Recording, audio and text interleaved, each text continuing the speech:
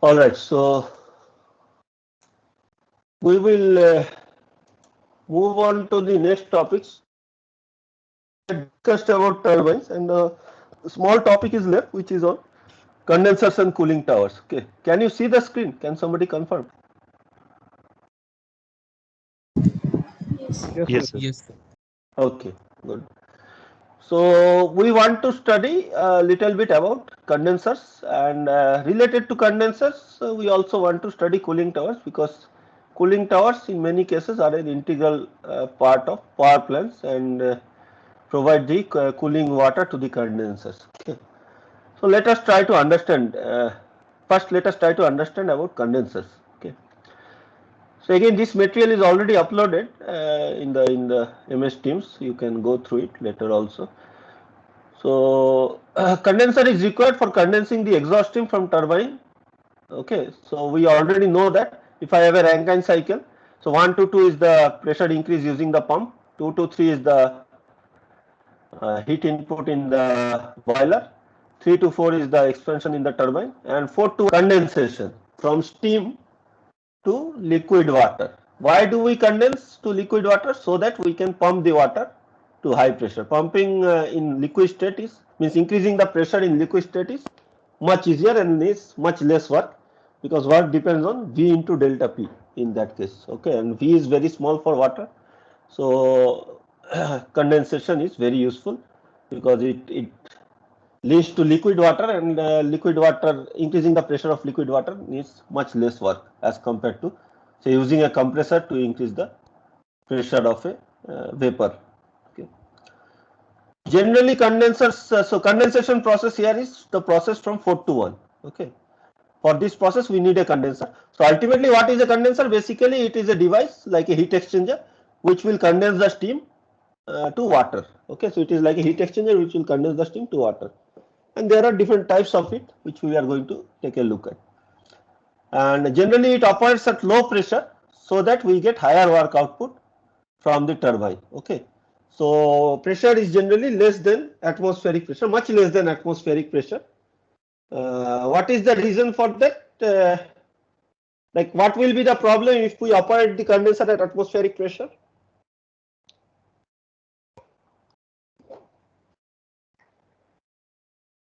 Any answers?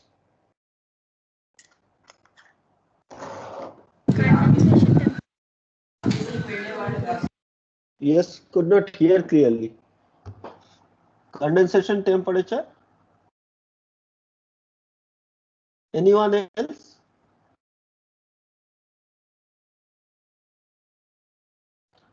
What is the problem if we operate the condenser at atmospheric pressure?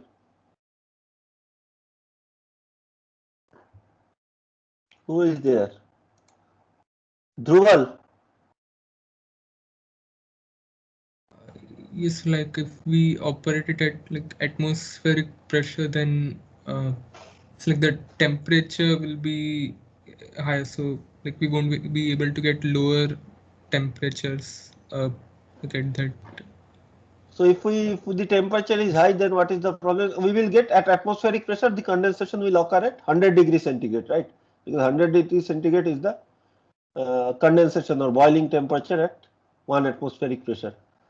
So then what is the problem? That the turbine expansion will finish at 100 degrees centigrade only. It cannot, so otherwise we could have gone below 100 degrees centigrade, but we will get less turbine work output, right?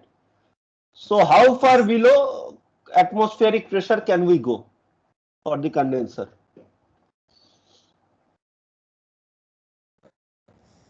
How will we Depend on determine the? environmental temperature and It will depend on the environmental temperature. So ultimately, if my environmental temperature is 30 degree and I need the cooling water from the environment at 30 degree, I may go to 35 or 40 degree in the condenser.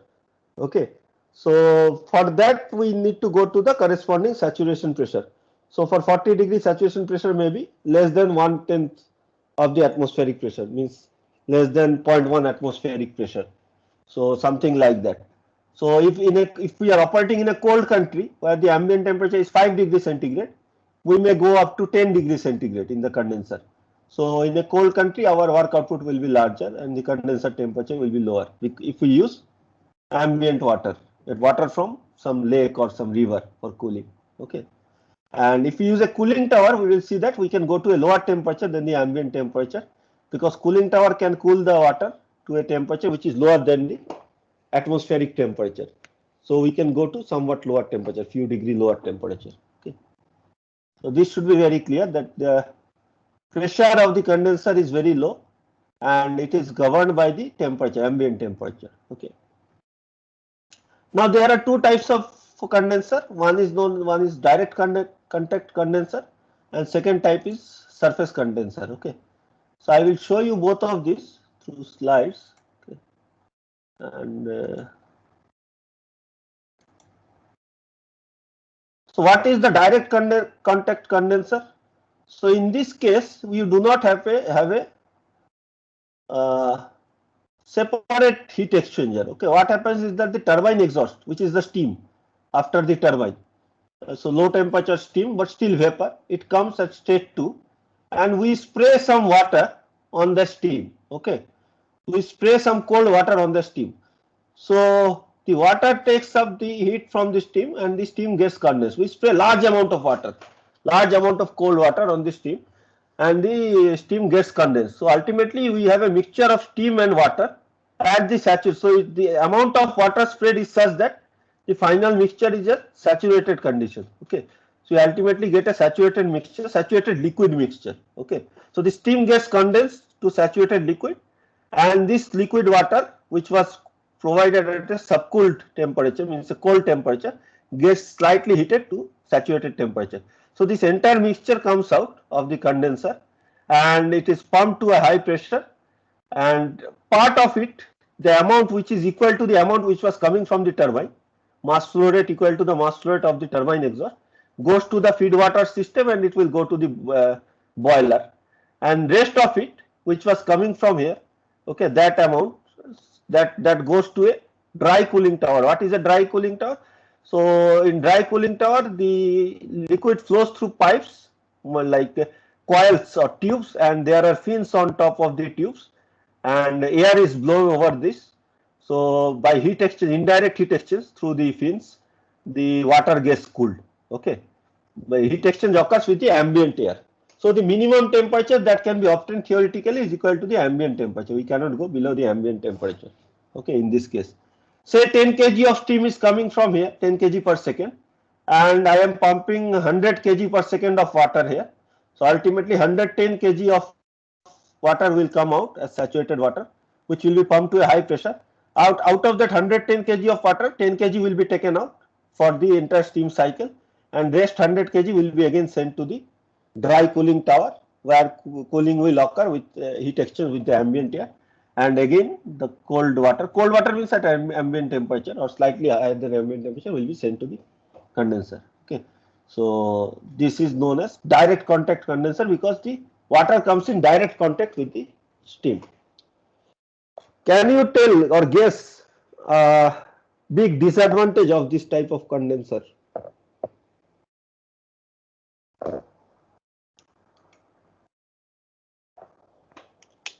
Can we guess a disadvantage? What can be a disadvantage of this condenser?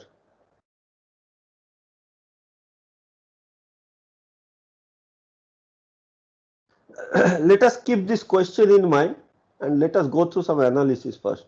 Okay. This is the same schematic diagram of the condenser. So I will just keep it open here on this side, okay, and we'll go through the analysis. So you have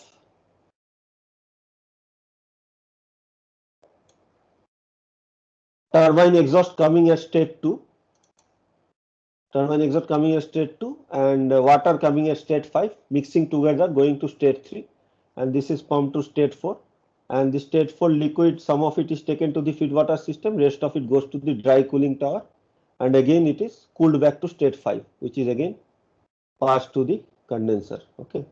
So in the TH diagram it looks like this. The turbine exhaust comes at state 2, the cooling water comes at state 5, it is in subcooled region outside the two-phase region. they mix together. This 5 state and 2 state mix together to go to state 3. Okay, so 5 comes here and the 2 state comes here, go to state 3. Then the state 3 water is pumped to state 4, and from here it is divided into 2 parts. One part goes to the boiler, second part goes to the cooling tower. The state 4, it goes to the cooling tower, it is cooled back to state 5. Okay, so this red cycle shows the cycle of the cooling water and the blue line shows the cycle of the actual feed water and steam. Okay, if we do an energy balance, let us consider that Y is the mass flow rate of water used for cooling per kg of steam. So if I have 10 kg of steam, then I have 10 into Y kg of water. Okay, so Y is the mass flow rate of cooling water per kg of steam. So in that case, if I do an energy balance, okay, so I have m dot amount of steam at state 2, so it has energy m dot into H2, and I have Y into m dot amount of water at state 5, so it has an energy Y into m dot into H5. So m dot H2 plus Y m dot H5, this is equal to 1 plus Y into m dot H3. So ultimately the mixture goes to H3, see 3 condition.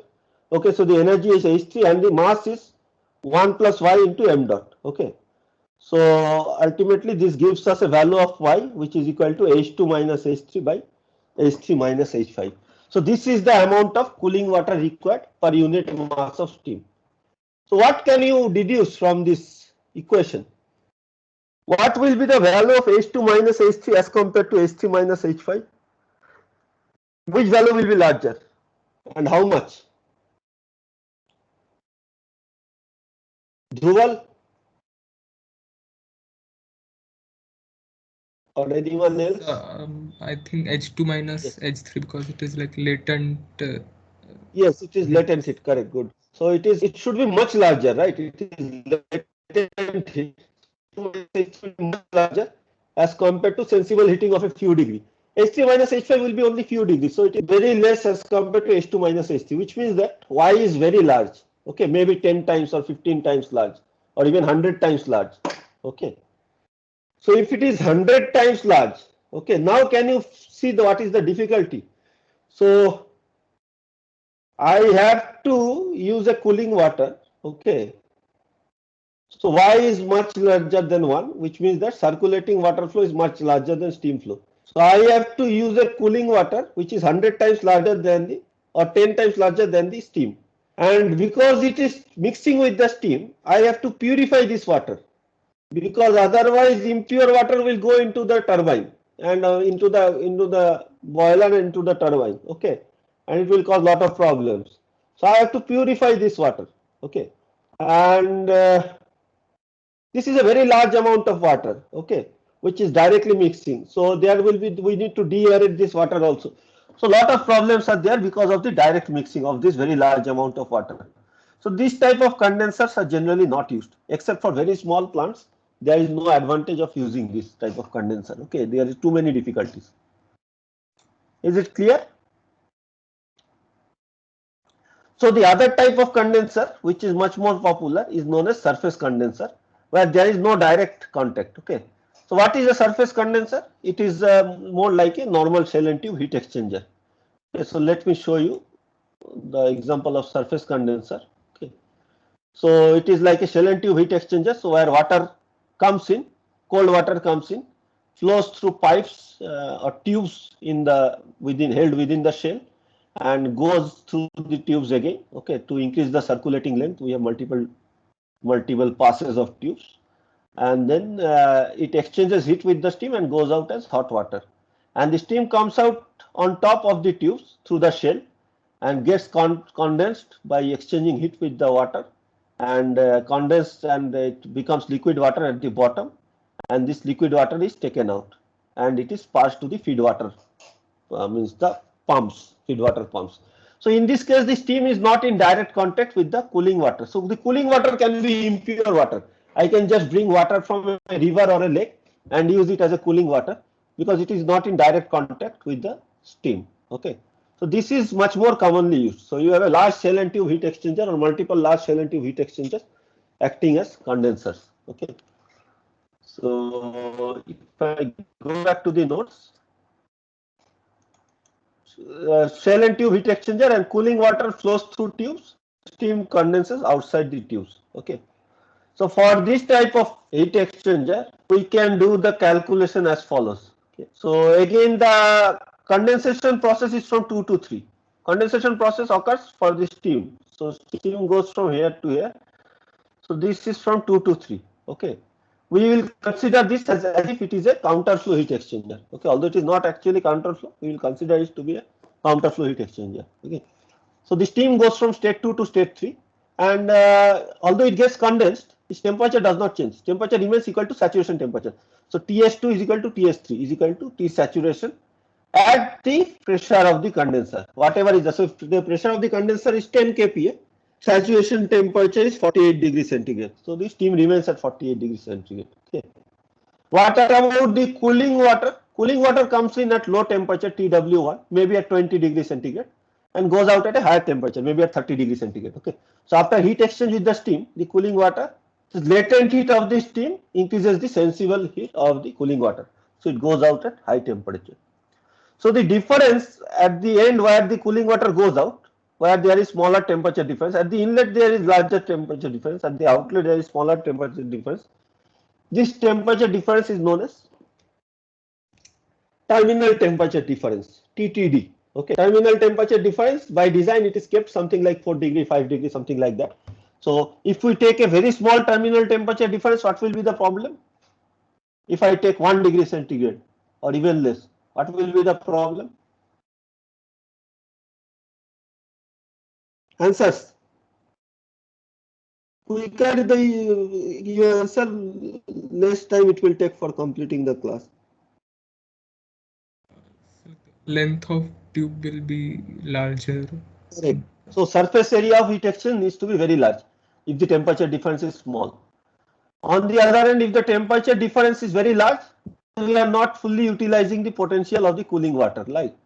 So there needs to be an optimum value, say around 4 to 5 degree will be sufficient. Okay. So if I do the heat balance here, heat transfer Q dot, this is similar to the economizer problem you have studied before the midsem. Okay, similar to economizer problem.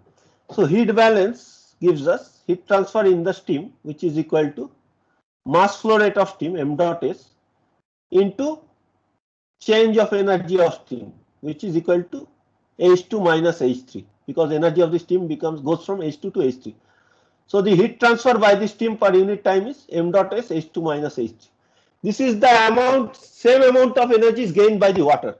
So this is equal to mass flow rate of water m dot w into CPW, specific heat of water, into TW2 minus TW1. So this is the heat balance, where m dot s is the mass flow rate of steam, m dot w is the mass flow rate of water. TW1, TW2 is the water inlet and outlet temperature, and H2 and H3 are the steam inlet and outlet enthalpy. This is also equal to the heat transfer through the surface area of the condenser, okay, through the surface area of the tube. So if the overall surface area is A0 and the overall heat transfer coefficient is U0, then the heat transfer can be written as, for a shell and tube heat exchanger, it can be written as U0 A0 into log mean temperature difference, LMTD, or delta TLM. Okay, where delta TLM is the log mean temperature difference, which is equal to the inlet temperature difference, TS3 minus TW1, minus outlet temperature difference, TS2 minus TW2, okay, divided by ln TS3 minus TW1 by TS2 minus TW2. Log mean temperature difference, you already know this, we have also studied this in the first part of the course. So U0 into A0 into delta TLM. So all these three heat quantities are same. Okay, so heat transfer through the surface is equal to heat transfer from the steam is equal to heat transfer to the water. Okay, so U0 is the overall heat transfer coefficient, A0 is the surface area of tubes. So from these three equations, we can design the condenser. So from two equations, mass flow rate of steam will be run from the Rankine cycle calculation. Okay, and H2 and H3 are again from the Rankine cycle calculation. H3 is the saturated liquid enthalpy, and H2 we can calculate from the turbine exhaust condition by equating the entropy. Okay, so m dot s into H2 minus H3 is known. CPW into TW2 minus TW1 is also known. TW2 we can decide based on the TTD, terminal temperature difference, and TW1 is the inlet temperature of water. So it is based on the source of water, whether it is coming from cooling tower or river or lake. Okay, it is based on the source of water. So these are known. So from this we can calculate m dot water, which is m dot s H2 minus H3 into CPW TW2 minus TW1. So mass flow rate of water once you can calculate. Now we can calculate the dimensions of the tube, number of tubes and the length of each tube. So the area we can calculate based on these two equations. M dot S H2 minus H3 is equal to U0 H0 delta TLM. Okay, or A0 is equal to M dot S H2 minus H3 by overall heat transfer coefficient into delta TLM. Delta TLM can be calculated because we know the saturation temperature TW1 and TW2. All the temperatures are known. So we can calculate A0, okay, assuming some overall heat transfer coefficient for heat exchange between steam and water. So once you calculate A0 and mass flow rate, from A0 and mass flow rate, we can calculate the length of one tube and the number of tubes. First, we can calculate the number of tubes because mass flow rate of water is equal to number of tubes in diameter in pi by 4 di square. In pi d rho v is the mass flow rate through a single tube into n number of tubes gives us the overall mass flow rate. Okay. So here m dot w we have already calculated. Di square will be a design parameter. Depends on what is the diameter of the tubes we are going to take, whether it is 5 centimeter or 6 centimeter, something like that. And rho is the density of water, and v is typically design value of velocity is typically taken as 2 meter per second. Okay, for this type of condensers. So from this we can calculate what is n. Once you calculate n, then the overall surface area A0 is the surface area of one tube. Surface area of one tube is pi into d0, where d0 is the outer diameter. Pi d0. Why we are using d0? Because we have written the overall heat transfer coefficient in terms of the outer area. Okay, so that's why we are taking the outer area. So pi into d0 into length L. This is the surface area of one tube into n is the surface area, intersurface area. Because we have already calculated n, and we know what is d0 based on like design parameters, we can calculate the length of each tube. So like this we can calculate the mass flow rate of condensing water, the number of tubes and the length of tubes. If you know the mass flow rate of water, we can also calculate the work required, pumping work required. This pumping work is different from the pump work for the Rankine cycle. This is for running the condenser. For supplying water to the condenser from the lake or the river or the cooling tower, you need certain, there are other pumps, right? So that work, we need to supply that water through the condenser, flow that water through the condenser. So that work is equal to, that power is equal to mass flow rate of water into specific volume of water. Okay, based on density it can be taken, and delta P is the pressure drop. What pressure drop? Pressure drop due to friction and in the water boxes. So pressure drop for flowing through the pipe as well as pressure drop in these water boxes. Okay, so the overall pressure drop of the water into V will give you V delta P is the work per unit mass flow rate into mass flow rate will give you the overall power requirement. Okay, and as we have discussed, if TTD is small, you have already answered, heat transfer area is large. If TTD is large,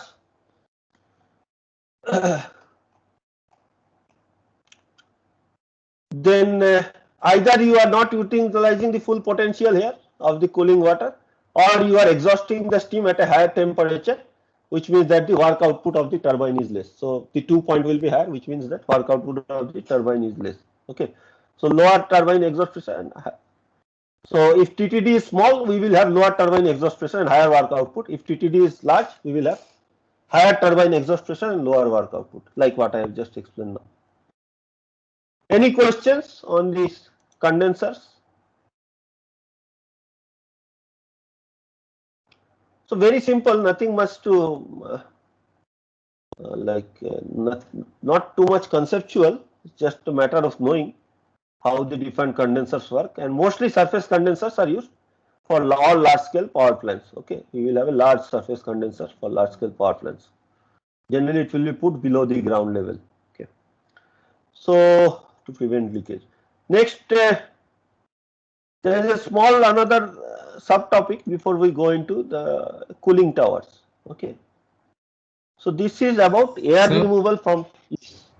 like in the direct contact condenser, Hmm. so how the pressure is again like after going through the pump, like pressure will be raised. So how it is again lowered, like in the dry cooling tower.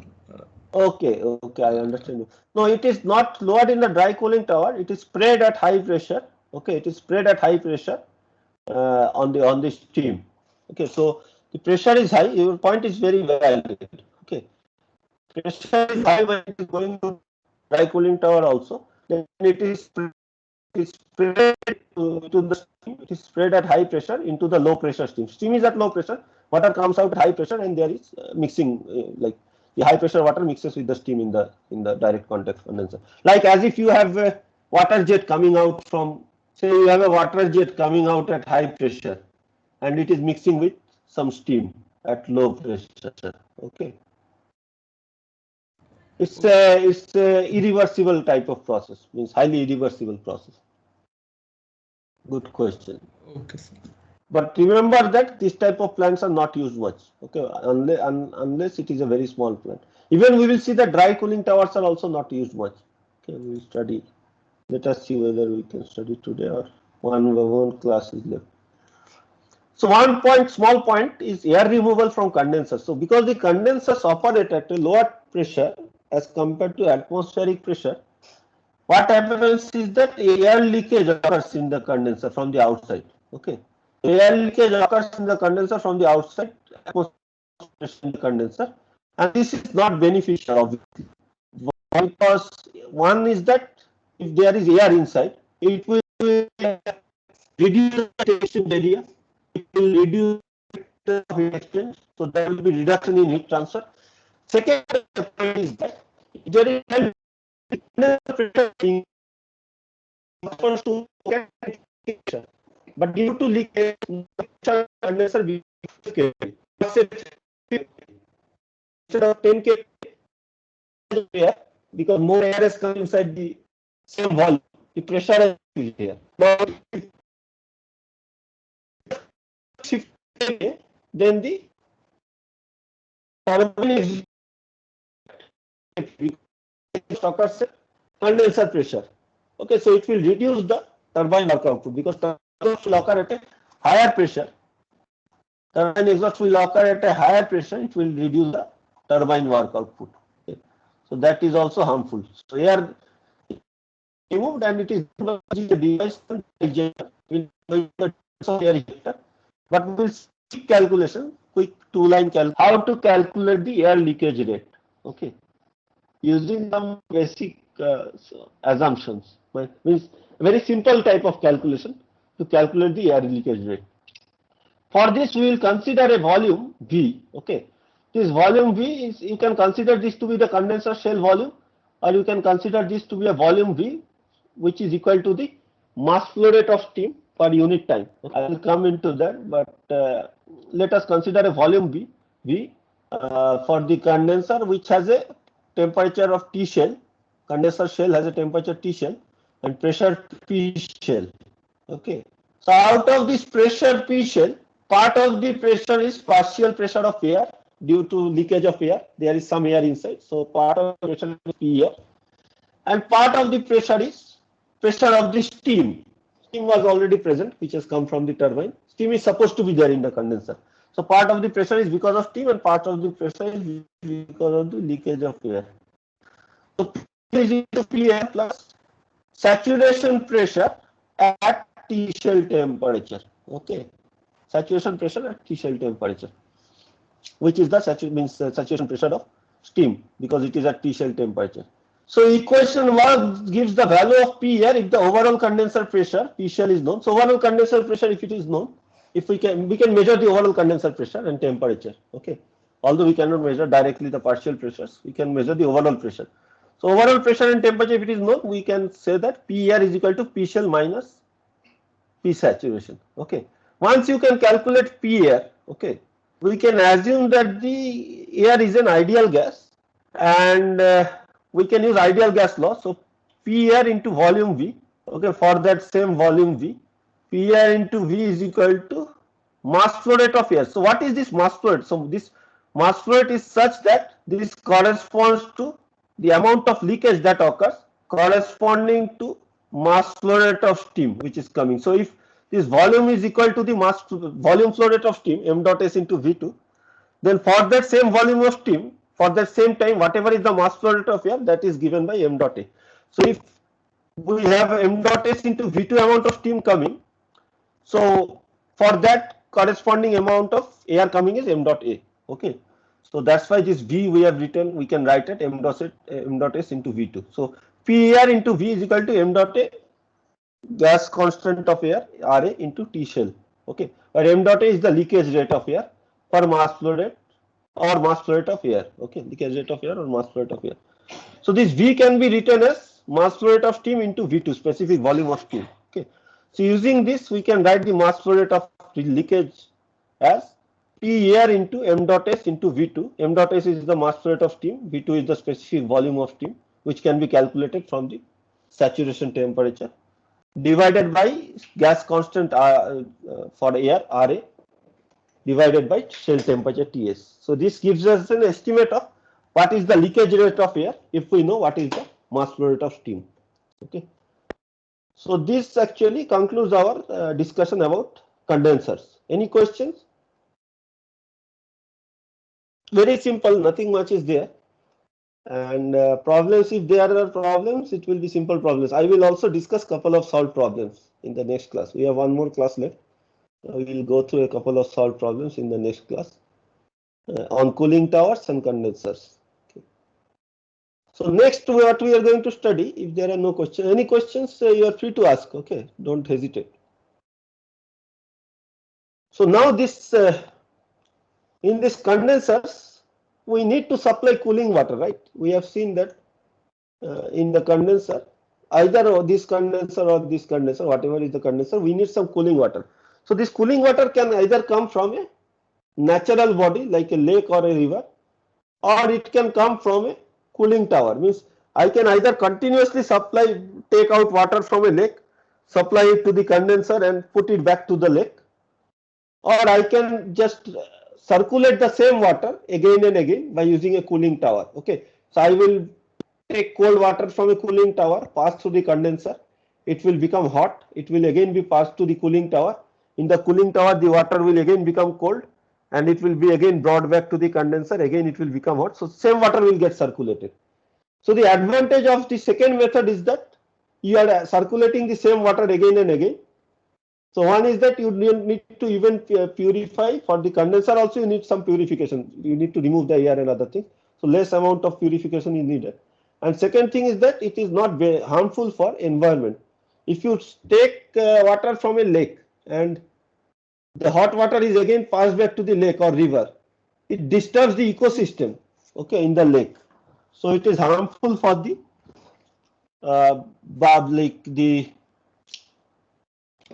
biological, means all the species that are present there. Okay, because you are passing high temperature water to the lake, it disturbs the thermal gradient in the lake. So in that sense, use of cooling tower is better. Okay, but sometimes still power plants are put near large bodies of water to reduce the cost, so that directly water can be used. So to summarize, we need circulating water system to supply cooling water for condensation of steam. This is separate water. It is not related to the steam. Okay, this is separate. This is the cooling water in the condenser. It is not mixed with the steam.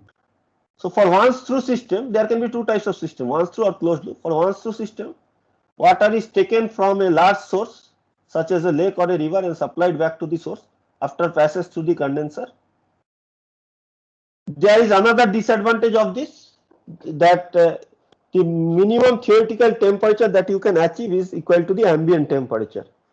There can be another type, which is the closed loop system, where water is circulated again and again. Hot water from the condenser is cooled using a cooling tower and supplied back to the condenser.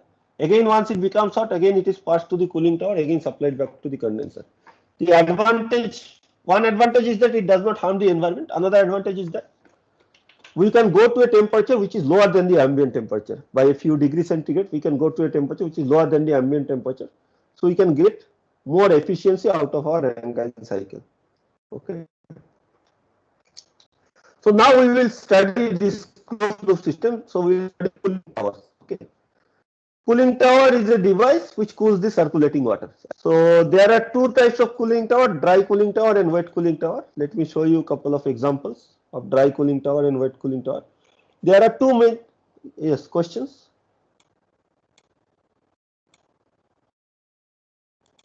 No questions. There are two main types of dry cooling towers. Okay. One is known as direct dry cooling tower, where the turbine steam is directly condensed. Okay, actually there is no circulating water. So this is the turbine steam is directly condensed by passing it through a cooling tower. So what happens is that the steam comes, there is no condenser. The cooling tower itself is the condenser. So the steam is then passed through a set of fin tubes, and then there is a blower which blows air over the fin tubes. So it's like a forced draft fan. And when the steam passes through these tubes, okay, because of heat exchange with the fins and the outside air, the steam gets condensed and it comes out as liquid water. Okay. So no water is used at all for condensation. Condensation occurs with the use of air. So what is the disadvantage of this process? What can be the disadvantage of this process? Which case heat transfer rate will be better? If we cool with water or air? So water. Water will be much better, right? Air will be, so for air you will need a very large surface area. So you will need very large fins for this for this cooling to occur. So this type of systems can only be designed when the mass flow rate of steam is very less. If you have very small amount of steam, very small plant with a very small amount of steam, then you can have a direct dry cooling tower. Otherwise, this is not beneficial at all. Okay, you will not be able to effectively condense the steam. So this is, and if you have a very long tube to increase the surface area, then there will be huge pressure drop and it will lead to huge losses. Okay. The other type of dry cooling tower, one was the direct dry cooling tower, another type is the indirect dry cooling tower, where what happens is that the water which is passed to the cooling tower, okay, the water which is passed to the condenser. So here we use a condenser for condensing the steam. So it is like a normal shell and tube condenser, like this type of condenser. So the water which is coming to the condenser, this hot water which goes out, is passed to a drying cooling tower. Okay. So this hot water at state 2 comes to the cooling tower, passes through tubes, fin tubes, similar to the previous case, and it is cooled by air. So there are blowers which blow air, and it is cooled by air. And then the cold water goes down and is pumped back again to the condenser. Okay. So this is better than this one because here you need less amount of cooling, because here you need to condense the steam. You need huge amount of cooling. You need to remove the latent heat. Here you need to cool the water only by a few degrees. Okay. So it is possible by use of air to cool the water by a few degrees. Okay. So this is still possible if you have a sufficiently large surface area. We can cool the water without by just flowing the water through internal channels and having fins outside. Okay, this is known as dry cooling tower because there is no evaporation of water, unlike the case that we are going to study next. Here there is no evaporation of water, so it is known as dry cooling tower. Okay, the main drawback of this dry cooling tower is that the minimum temperature that you can obtain the minimum temperature that you can obtain theoretically is equal to the ambient temperature. In general, in practical cases, you will obtain a temperature which is a few degree more than the ambient air temperature. So the air temperature, if it is in India, air temperature is 35 degree, you may be able to obtain 40 degree centigrade cooling water. So it is not very beneficial in that sense. But using a wet cooling tower, I may be able to obtain 25 degree centigrade. Okay. So this is the main drawback of dry cooling tower. The other type of cooling tower is known as wet cooling tower. Okay, let me see whether I have some notes on the dry cooling tower. Just to summarize what I have said, dry cooling tower, circulating water is passed through fin tubes over which cooling air is passed. Heat rejection is in the form of sensible heat to the cooling air. It does not require large supply of cooling water. However, minimum temperature cannot go below the cooling air temperature. Hence, turbine work output is less. Okay. Then we have seen two types: direct dry cooling tower, where steam from the turbine exhaust is directly condensed in the cooling tower. We have seen the figure also. The main disadvantage is that large flow area is required because of low specific volume of steam. Okay, and large amount of latent heat also needs to be removed. Also, partial vacuum needs to be maintained. Okay, because the steam is at low pressure. Indirect dry cooling tower, circulating water from the condenser is used using the cooling tower. Again, the drawback is that you cannot go below the temperature of the cooling air. Okay, we have seen the figure also. So this is the same page has been scanned twice. Okay. So next we will study about wet cooling tower. Let us try to understand wet cooling tower. And in the next class we will do some preliminary calculation and see a couple of solved problems to finish the course. So wet cooling towers are very large devices. You might have seen them. So when you see a power plant from far away, the parts which are most easily visible, the structures which are most easily visible are the chimney or stack and the cooling towers. Okay, these are very large, 300, 400 feet high, means 30, 40 stories high. Very large device. You can see the buildings so small as compared to this. Okay, the actual buildings are so small as compared to this. So what is the structure of this? I will come to this, but what is the structure of this? What is the working mechanism? Let us try to understand. So you have hot water from the condenser which is coming to the cooling tower, and it is pumped to a certain height, okay, inside the cooling tower. So it is raised to a certain height inside the cooling tower, and from there this is divided into large number of channels and spread down. Okay, means it is ejected from these channels using it is more like the sprays you might have seen. What are these called? The sprinklers in the garden. Okay, so the water is sprinkled back. Okay, from the top here. Okay, from some height.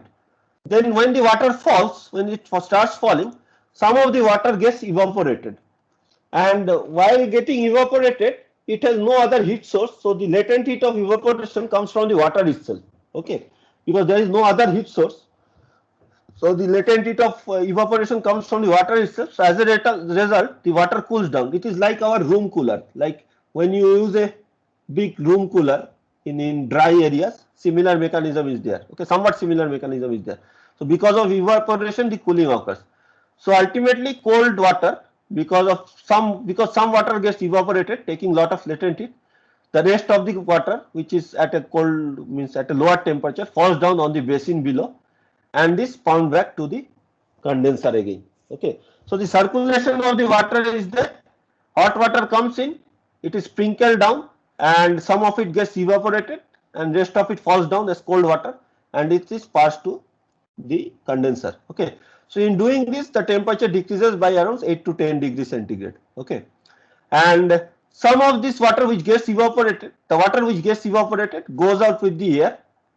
Because of natural convection, water vapor is lighter than air. Okay, water vapor, what is the molecular weight? 18, and air molecular weight is 29. Okay, so water vapor is lighter than air. So if we have more water vapor, then the air is lighter. So wet air is lighter. So because of presence of water vapor, it goes out from the top due to natural convection, and because the air goes out, heated and humidified air goes out, and there is opening at the bottom, automatically to replace this air, more air comes in.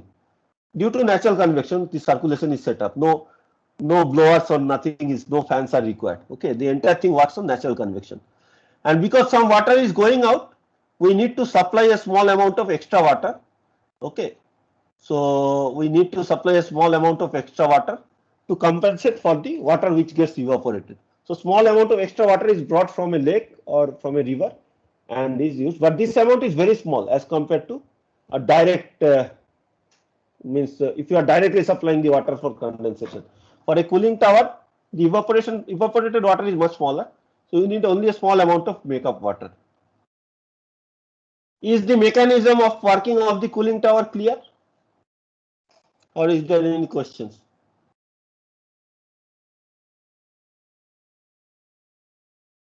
it works on the mechanism of evaporation, like our dry means cooler, that room cooler that you use in dry places. Okay, where what you do is you spray some water from the top, and there is a honeycomb structure through which the water falls, and you push the air using a blower, and due to the air there is some evaporation of water, and the air comes out at a lower temperature from the other side. Okay, and the water falls down and again pumps back to the top. So same mechanism is done here, but will this work better in a humid atmosphere, or will this work better in say dry atmosphere? Will this work better in Chennai or in Rajasthan? So Rajasthan. It will work better in dry atmosphere because you have more scope for evaporation. If the relative humidity is 100%, can this work? Relative humidity 100% means what? There is no more scope for, you know what is relative humidity, right? You have studied in refrigeration course. Yes, sir. So if relative humidity is 100%, can there be any more evaporation? No, sir. There cannot be. At that temperature, there cannot be. Temperature needs to be raised. Otherwise, there cannot be any more evaporation. So at low humidity, this works very well. At high humidity, this does not work well. Okay. So that is one drawback. Otherwise, at low humidity, you can cool the water to a considerable degree. So as we can see, this is the structure. This is how the structure looks like, and you have opening at the bottom. This opening itself is very big, much larger than a person. Okay, this is a very large structure, and the structure is built in a hyperbolar shape. Okay, like a hyperbolic profile. This is known as hyperbolar shape. This has a hyperbolar shape because then the strength of the structure, because it's a very large freestanding structure and provides a very large resistance to the air. Its cross sectional area is large, unlike a chimney. Chimney is very thin and narrow and tall, but this is very, cross sectional area is also very large. So to withstand, it needs lot of strength, and that strength is provided because of the means higher strength is obtained by this hyperbolic design. Okay, so this is how it looks like, and this is how this sprayer looks like. So inside the cooling tower at a level, you will have large number of sprinklers through which the water is means ejected, and then there is lot of baffles or honeycomb structures like this, or baffles.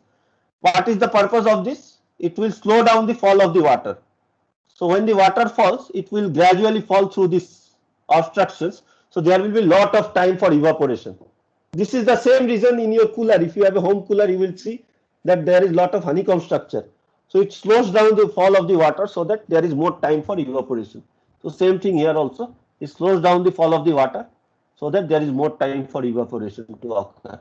So that there is more cooling. Okay. So large number of sprinklers are there. It's a very large structure, as you can see.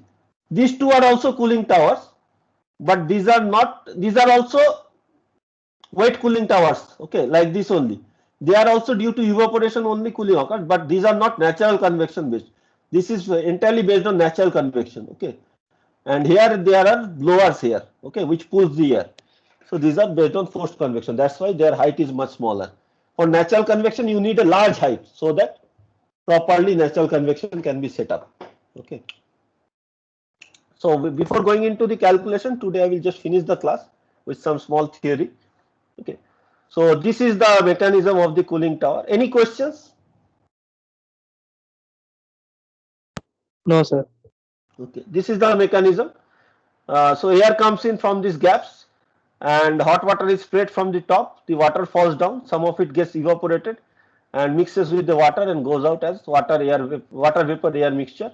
And the water which falls down is collected at the bottom and is passed to the condenser, and some amount of makeup water is passed to compensate for the water which has evaporated. Okay. To summarize, cooling occurs because of evaporation of part of the circulating water. Additional makeup water needs to be supplied to compensate for evaporation. Minimum temperature achieved can be equal to the wet bulb temperature of ambient air, and it allows more turbine work output because you can go to lower temperature. What is wet bulb temperature? Do you know? I guess you must know because you have studied refrigeration and air conditioning, right? So what is wet bulb temperature? Can anyone explain? So like the normal temperatures we measure are do not take into account the moisture which is present in the air. So they are the dry bulb. When we take the water vapor or moisture in the air into account, the temperature would be a bit different. That we get as wet bulb temperature. Uh, Somewhat correct, but not means the actual point did not come out. So what happens is that if wet bulb temperature is used for measuring the humidity, relative humidity. So if you have a wet bulb, okay, or cotton wick, you may have studied, you may not remember properly.